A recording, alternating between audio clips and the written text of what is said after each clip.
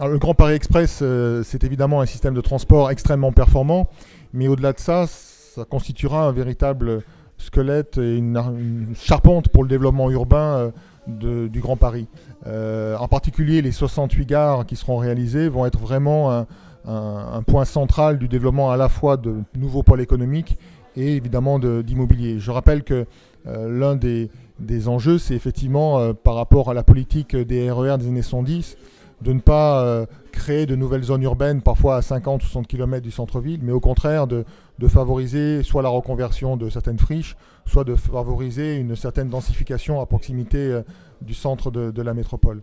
Une autre remarque que j'aimerais faire, c'est que quand on regarde l'ensemble des gares du Grand Paris et qu'on fait un cercle à peu près de 800 mètres, ce qui est quelque chose d'extrêmement